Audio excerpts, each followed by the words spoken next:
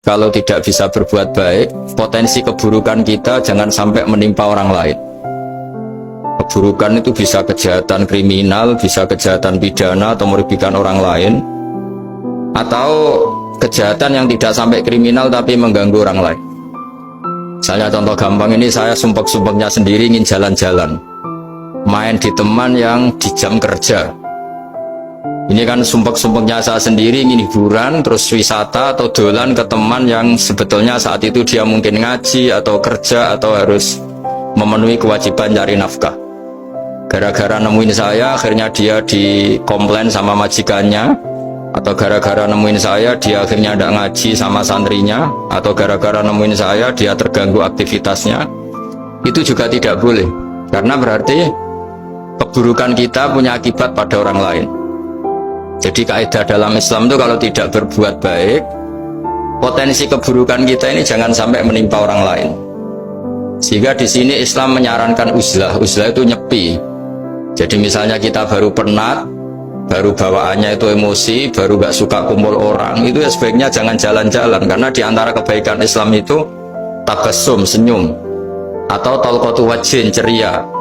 Tapi karena kita mungkin jatuh kredit, jatuh hutang, atau punya masalah keluarga, jika bawaan kita itu emosi, nah dalam seperti ini sebaiknya uzlah, menutup diri.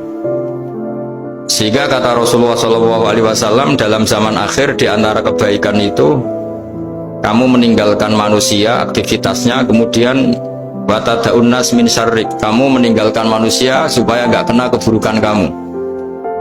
Jadi ada momen, ada saat di mana kita mungkin kalau ketemu orang itu bawaannya ingin sengak, ingin ngomong yang nggak enak, atau kita baru penat, itu sebaiknya uzlah saja, mengurung diri di kamar atau isolasi sendiri, karena bawaannya baru emosi. Nah, ini yang jarang dipraktekkan. Kalau sekarang malah banyak yang saat susah, malah bawaannya ingin namam, ingin menvonis orang lain atau ngadili orang lain. Padahal pesannya Nabi, kalau semua kebaikan aktif tidak bisa kamu lakukan itu, takuffu syarraka 'anin nas fa innaha shadaqatun minka 'ala nafsik.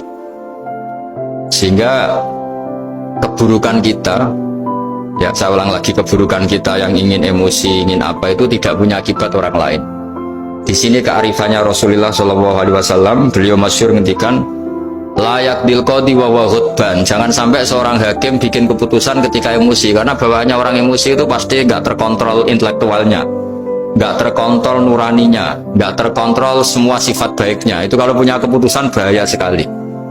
Jika Nabi dari awal ngendikan layak dilqodi wa ghadban, orang yang sedang emosi tinggi jangan bikin keputusan penting.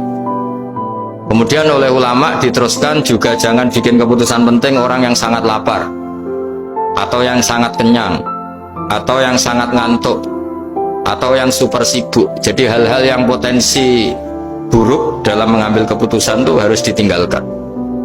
Sehingga misalnya bupati atau wakil bupati kalau sedang tidak nyaman dengan suasana apa, nggak boleh rapat kemudian memutuskan keputusan penting. Begitu juga kiai dan semuanya.